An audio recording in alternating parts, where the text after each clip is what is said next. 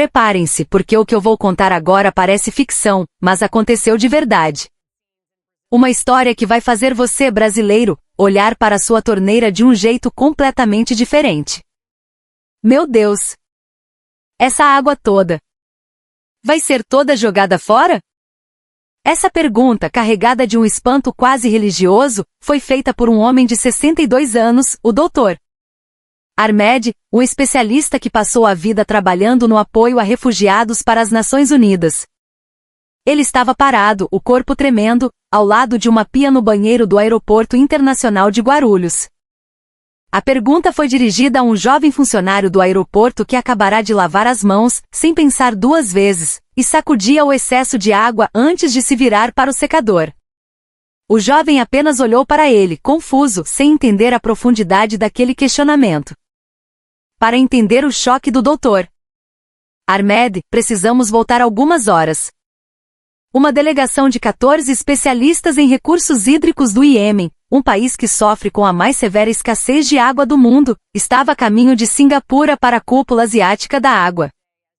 Mas o destino, na forma de um ciclone tropical de proporções históricas no Atlântico Sul, tinha outros planos. O voo foi forçado a fazer um pouso de emergência no Brasil. Vocês têm noção do que isso significa? Este grupo de homens que por mais de 40 anos conviveram com um racionamento onde a água encanada só chegava por 2 horas ao dia, pisou em solo brasileiro. E em menos de 3 minutos todos eles, sem exceção, estavam chorando. O choque começou ali, naquele banheiro de aeroporto, e se transformou numa jornada de 3 dias que abalaria suas convicções mais profundas. Eles testemunharam uma abundância de água que para eles, pertencia ao reino dos mitos e lendas. Eles, que passaram décadas perfurando poços em busca de um veio úmido, jamais sonharam que pudesse existir um país assim. Um oficial do Unicef no Iêmen, parte da delegação, confessaria mais tarde, com o rosto banhado em lágrimas, que essa experiência mudou fundamentalmente todo o plano de reconstrução do seu país. O que eles viram no Brasil?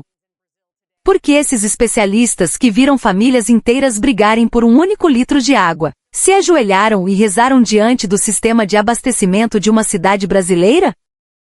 Meu nome é Ricardo e nos últimos 12 anos, minha vida foi dedicada aos problemas de água no Oriente Médio, atuando como tradutor de árabe para a ONU e diversas ONGs internacionais. E naquele dia eu estava com eles, servindo como intérprete em cada momento de espanto e epifania. O que eu vou narrar agora é o testemunho de uma experiência que me transformou para sempre. Mas antes de começarmos, se você puder curtir este vídeo e se inscrever no canal, isso nos dará uma força gigantesca para continuar contando as histórias incríveis do nosso Brasil. Vamos lá! Eu sou formado em Relações Internacionais com especialização em língua árabe, e cheguei a morar 3 anos no Iêmen. Eu vi com meus próprios olhos o que a sede faz com um povo. Já acompanhei dezenas de delegações, mas a experiência de novembro do ano passado, ela redefiniu o conceito de realidade para mim. A cúpula em Singapura era crucial. Era a chance de mostrar ao mundo a situação desesperadora do Iêmen e implorar por ajuda. A delegação era composta por 14 dos maiores nomes da área. O líder era o Dr. Ahmed, um homem cuja gentileza nos olhos contrastava com a dureza de uma vida inteira de lutas. Havia também o Dr. Salah, médico sanitarista do escritório regional da OMS, obcecado com a qualidade da água, o Sr. Omar, um homem de mãos calejadas que passou 20 anos construindo poços para o Unicef, e até um brasileiro, o Dr. Barros, um hidrólogo formado na USP que dedicou sua carreira a estudar desertificação na Universidade de Hamburgo e a trabalhar em zonas de conflito. Eram todos senhores entre 50 e 70 anos, veteranos que apostaram suas vidas na busca por água. O conteúdo da apresentação que eles fariam na cúpula era de cortar o coração. Em Sanaa, a capital do Iêmen, a água encanada chega por apenas 2 horas por dia. No interior, com os poços secos, as pessoas, principalmente mulheres e crianças, caminham 5 horas só de ida, para buscar água em fontes distantes. O Dr. Ahmed me contou com a voz embargada que em seu país, 1 litro de água limpa custa o equivalente a $1. Muitas famílias gastam mais de 30% de sua renda mensal apenas para não morrerem de sede. Quando o piloto anunciou a decisão de desviar o voo para São Paulo por causa do ciclone, uma nuvem de ansiedade tomou conta da cabine. Para muitos deles, o Brasil era uma terra desconhecida, associada apenas a futebol e carnaval. A maioria só conhecia o nome Brasil por causa do Pelé e do Ronaldo. O senhor Omar, o construtor de poços, se inclinou e me perguntou com genuína preocupação: Ricardo, o Brasil também tem desertos? A água é suficiente para todos? Pousamos no aeroporto de Guarulhos, já passava da meia-noite. Apesar da hora, o aeroporto estava vibrantemente iluminado, tudo funcionando com uma perfeição que já era um contraste. Ao sairmos do portão de desembarque, a primeira parada foi o banheiro. E foi ali que a primeira cena inesquecível da minha vida aconteceu. Quando o Dr. Armed se aproximou da pia para lavar as mãos, o sensor automático da torneira ativou um fluxo de água. Um jato forte, cristalino, abundante. O corpo do Dr. Armed começou a tremer violentamente. Ele olhou para a água jorrando em suas mãos como se estivesse vendo uma aparição divina. E então ele desabou em um choro alto e convulsivo. Por 40 anos. Eu nunca vi uma água assim. Ala, isso está realmente saindo de uma torneira? Os outros especialistas, ouvindo o choro, se aproximaram e, um por um, começaram a testar as torneiras. A reação foi em cadeia. O Dr. Salah, o médico, com seu rigor científico, pegou um pouco da água na concha das mãos, cheirou e, com hesitação, levou à boca. Seus olhos se arregalaram. Ele gritou: é água potável. Está saindo água potável e limpa diretamente da torneira. Allahu Akbar. Isso é um milagre? O Dr. Barros, o brasileiro do grupo que não via sua terra natal há anos, também estava em choque. Ele segurou a mão sob o fluxo d'água, a voz trêmula. Em apenas 1 minuto, escorreu por meus dedos o equivalente ao consumo de um dia inteiro na aldeia onde trabalho. A água que buscamos com risco de vida, aqui, ela flui infinitamente. Mas a reação mais chocante foi a do Sr. Omar. O homem que perfurou a terra seca por 2 décadas. Ele caiu de joelhos diante da pia, ergueu as mãos para o teto e começou a orar em voz alta. Allah, o Senhor tem um amor especial por esta terra abençoada chamada Brasil, não é? Foi o Senhor que nos guiou até este país onde o Deus das águas deve residir? Ao entrarem nas cabines dos vasos sanitários, um choque ainda maior os aguardava: a ducha higiênica e os assentos com sistema de limpeza. O Dr. Barros, mesmo sendo brasileiro, ficou perplexo, pois nunca tinha visto um modelo mais moderno. Quando expliquei o funcionamento, ele exclamou trêmulo: isso é tecnologia do paraíso. Sai água morna e limpa para a higiene pessoal? O Dr. Armed saiu de sua cabine com o rosto coberto de lágrimas, uma expressão de êxtase e culpa. Por 40 anos, eu me limpei com uma única caneca de água. Como Allah pode me permitir um luxo desses? Sinto-me um rei. Enquanto caminhávamos pelo aeroporto, o assombro não parava. Em todos os corredores havia bebedouros. Água gelada, natural e quente. De graça. Para todos. O Dr. Salah parou em frente a um deles, murmurando para si mesmo: a água é como o ar. Está por toda parte. E ainda tem água quente para fazer chá instantaneamente. Isso é um sonho, ou é a realidade? O Sr. Omar, com as mãos trêmulas, pegou sua garrafinha plástica e começou a enchê-la no bebedouro, chorando silenciosamente. Eu quero levar esta água sagrada de volta para casa. Para dar aos meus netos. Tenho certeza de que esta água pode curar doenças. A jornada continuou no trem que nos levou do aeroporto ao centro de São Paulo. O Dr. Barros, vendo a limpeza impecável dos vagões e das estações, virou-se para mim, eufórico. Ricardo, até nas estações de trem tem banheiros com água corrente? É possível ter acesso à água em qualquer ponto do trajeto? Eu nunca vi tamanha riqueza. Chegamos ao hotel já passava da 1 da manhã. Enquanto fazíamos o check-in, os olhos dos especialistas foram atraídos por um grande filtro de água com galões no lobby. O doutor Ahmed, com toda a cautela do mundo, aproximou-se do recepcionista. Com licença, meu jovem. Aquela água é realmente de graça? Podemos beber o quanto quisermos. Quando o recepcionista respondeu com um sorriso casual, claro, senhor.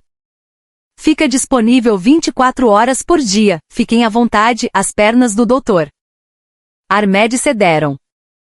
Ele se ajoelhou ali mesmo, no meio do lobby do hotel, em um gesto de gratidão e incredulidade.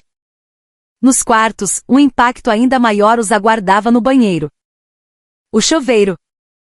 Quando o doutor Salah girou o registro, um volume impressionante de água quente jorrou do chuveiro com uma pressão que ele jamais imaginara.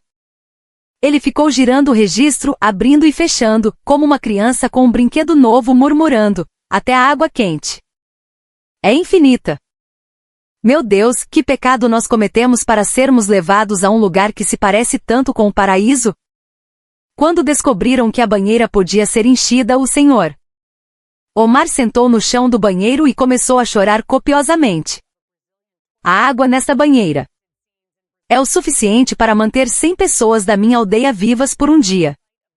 E aqui é usada para o banho de uma única pessoa. Se isso não é o paraíso, o que é? Na manhã seguinte, a cena no café da manhã do hotel foi igualmente chocante. O buffet tinha uma montanha de gelo para manter os sucos e as frutas geladas. O doutor Barros pegou um cubo de gelo, observando contra a luz. Congelar a água em gelo, para depois derretê-la para beber. Que nível de luxo é este? É a celebração do supérfluo. Quando saímos para um passeio por São Paulo, fomos pegos pela primeira chuva. Uma típica chuva de verão paulistana forte e repentina. Assim que as primeiras gotas começaram a cair, o doutor Ahmed parou no meio da calçada, ergueu o rosto para o céu e abriu os braços. E então, para o espanto dos passantes, ele se ajoelhou no asfalto molhado e começou a orar. Allah abençoe-nos com sua chuva. Por 40 anos, toda vez que vejo a chuva, eu agradeço ao Senhor. Mas aqui no Brasil, a chuva é vista como um incômodo. As pessoas correm e se abrigam sob guarda-chuvas. O povo desta ilha, desta terra, é verdadeiramente abençoado pelo Deus das águas. Alguns brasileiros preocupados se aproximaram para perguntar se ele estava bem. O senhor Omar, com os olhos marejados, explicou para mim que traduzi para eles: na minha terra, quando chove, a aldeia inteira dança na rua. É um feriado. Aqui a chuva é tão comum que as pessoas se escondem dela. Ao visitarmos o Parque Ibirapuera e vermos os lagos, os especialistas ficaram novamente sem palavras. Olhando para a água esverdeada, os cisnes e as pessoas correndo tranquilamente ao redor, o doutor Salah tremeu de emoção.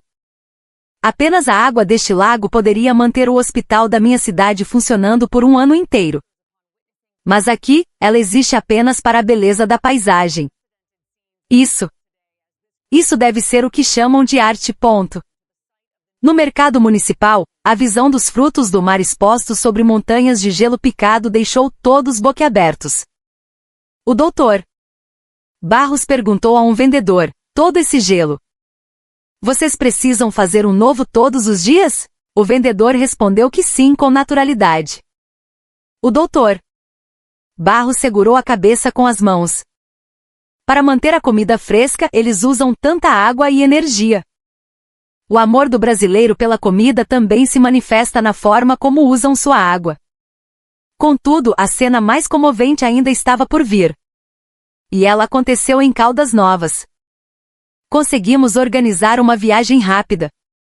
Ao entrarem no clube com as piscinas termais, os 14 homens ficaram mudos. Piscinas gigantescas fumegantes, cheias de água quente que brotava naturalmente da terra. O cheiro de enxofre e o vapor denso criavam uma atmosfera surreal, celestial. O doutor Armed sentou-se na beira de uma piscina, mergulhou a mão na água quente e começou a tremer. Meu Deus! Um luxo como este.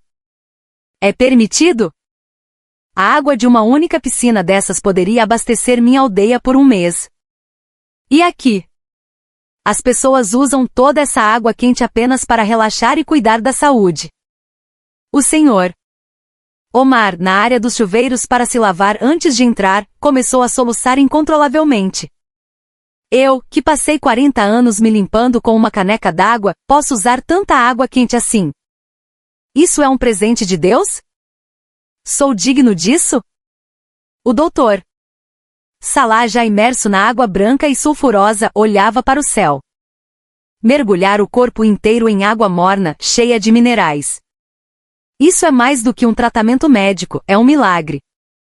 A alma e o corpo são lavados. Este deve ser o segredo da saúde e da longevidade dos brasileiros. Um senhor local, frequentador assíduo, puxou conversa conosco. Eu venho aqui todo dia, moço. Mesmo tendo chuveiro em casa, bom mesmo é relaxar aqui. Quando traduzi essa frase, o doutor Barros ficou estarrecido. Ele tem um banheiro em casa e mesmo assim vem aqui. A fartura de água também gera a riqueza da alma das pessoas. No dia seguinte, de volta a São Paulo, a experiência com a chuva foi ainda mais profunda. Atingidos por uma tempestade de raios à tarde, os especialistas não correram para se abrigar. Ficaram na chuva, sem guarda-chuva, deixando a água encharcá-los. O doutor Armed gritava para o céu: Allah, por favor, mande um pouco desta chuva abundante para o Iêmen. A chuva que cai aqui em uma hora é a bênção de um ano inteiro em minha terra. Quando viram o show das águas dançantes em um shopping na Avenida Paulista, o senhor Omar ficou paralisado, murmurando: é um sonho ou é real? A água está dançando em direção ao céu. Apenas pela beleza. Usando água tão limpa para um espetáculo. Numa estação de metrô, ao ver um funcionário da limpeza usando um rodo e um balde com água limpa para lavar o chão, o doutor Salah ficou comovido. Até para lavar o chão eles usam água potável. O compromisso do Brasil com a limpeza e a higiene pode ser visto na forma como eles usam a água. Uma das experiências mais marcantes foi durante um jantar com o melhor da culinária brasileira. O chefe explicou como a água era um ingrediente secreto. A água limpa para lavar o peixe, a água gelada para dar choque térmico nos vegetais, a água de baixa mineralização para cozinhar o caldo da feijoada. O doutor Barros, emocionado, disse: a água se tornou parte da gastronomia. O segredo do sabor dos caldos brasileiros está na qualidade da água. Ao provar o caldo de uma moqueca, o doutor Armed chorou. Apenas a água pode criar um sabor tão profundo. A água da vida que lutamos para conseguir aqui se transforma em arte. Em uma degustação de cafés especiais, eles aprenderam sobre a cultura brasileira de usar a melhor água possível para extrair o sabor de um grão de alta qualidade. O doutor Salah perguntou ao barista: essa água também é da torneira? O barista respondeu: sim, mas é filtrada múltiplas vezes. Para nós, a água é a mãe do café. Ele concluiu: ter tanta água boa a ponto de poder escolhê-la. Essa é a verdadeira riqueza. No terceiro dia, o doutor Armed passou mal, e o levamos ao Hospital das Clínicas. Ali todos ficaram chocados com a quantidade de água usada no ambiente médico. Soro intravenoso, esterilização de instrumentos cirúrgicos, hemodiálise. Tudo usava água da mais alta qualidade, sem economia. Uma enfermeira preparando soro explicou: este soro é feito com água de qualidade farmacêutica. Em um ambiente onde a vida dos pacientes está em jogo, não há espaço para comprometer a qualidade da água. O senhor Omar, comovido, disse: usar a melhor água para salvar vidas. Isso é amor pela medicina. No último dia, visitamos a estação de tratamento de água do Guaraú, da Sabesp. Os especialistas não ficaram apenas surpresos com a tecnologia, mas profundamente emocionados. Ao verem a água bruta do reservatório passar por múltiplos estágios de tratamento e se transformar na água cristalina da torneira, o Dr. Barros disse, isto é alquimia moderna. Eles transformam a água do rio em ouro líquido, tratamento com ozônio, adsorção com carvão ativado, cada processo utilizava a mais alta tecnologia. A água, após passar por um controle de qualidade rigorosíssimo, é enviada para cada casa na Grande São Paulo, explicou o engenheiro-chefe. O Dr. Salá, com lágrimas nos olhos, disse, nós abrimos a torneira e usamos essa água como se fosse algo banal, mas por trás dela existe tanta tecnologia, tanto cuidado e tanto amor. No trem a caminho do aeroporto para finalmente partirem, os especialistas refletiam sobre os 3 dias. O Dr. Armed, olhando pela janela a paisagem verdejante da Marginal Tietê, disse, o que vimos nestes 3 dias mudou nossa perspectiva de vida. A riqueza de água não vem apenas da natureza e da tecnologia, mas de um coração que valoriza a água. No portão de embarque, em nossa despedida final, o Sr. Omar segurou minha mão com força. Ricardo, estes 3 dias foram um presente de Deus. Nós vimos o paraíso da água. Mas ao mesmo tempo encontramos esperança. A esperança de que, com tecnologia e amor, nós também podemos levar água limpa para nossa terra. Antes de embarcar, a última frase do Dr. Barros, o hidrólogo brasileiro, ficou gravada em minha mente. A abundância de água no Brasil não é um milagre, Ricardo. É o resultado da inteligência e do esforço humano. Nós, no Iêmen, também podemos criar o mesmo milagre. O impacto do retorno deles foi além da imaginação. Em uma conferência da ONU, o Dr. Armed relatou a experiência no Brasil, não apenas detalhando a tecnologia que viu, mas também o contexto cultural de valorização da água. Os representantes de vários países na sala ficaram profundamente comovidos. O Dr. Salá submeteu um relatório à OMS sobre o uso da água em hospitais brasileiros, provando com dados como a água limpa melhorava os resultados médicos. O Sr. Omar propôs à Unicef um plano para construir sistemas de abastecimento em escolas e hospitais no Iêmen, usando tecnologia brasileira de captação de água da chuva e dessalinização. Mas o mais surpreendente foi o pedido oficial do governo iemenita. Como parte do plano de reconstrução do país, eles solicitaram ao Brasil o envio de uma grande delegação técnica para aprender sobre a gestão de recursos hídricos. 6 meses depois eu estava novamente no aeroporto de Guarulhos como tradutor, para receber uma delegação de mais de 50 engenheiros e técnicos iemenitas. Ao nos reencontrarmos, o Dr. Armed me abraçou e disse, aquele choque de 3 dias mudou nosso destino, Ricardo. Desta vez, viemos para transformar a esperança em realidade. Hoje projetos de gestão hídrica com tecnologia brasileira estão em andamento no Iêmen. Com o apoio da ONU e do Unicef, e em parceria com engenheiros brasileiros, o plano para construir uma estação de tratamento em Saná foi um sucesso, e milhares de cidadãos finalmente têm acesso à água potável. Na última carta que recebi do Dr. Armed, ele escreveu, as lágrimas que derramamos no Brasil foram lágrimas de esperança. Agora em nossa cidade também corre água limpa. As crianças bebem água segura, e as mães cozinham com tranquilidade. Este é o milagre que nasceu da amizade com o Brasil. Até hoje eu não consigo esquecer as lágrimas daqueles especialistas.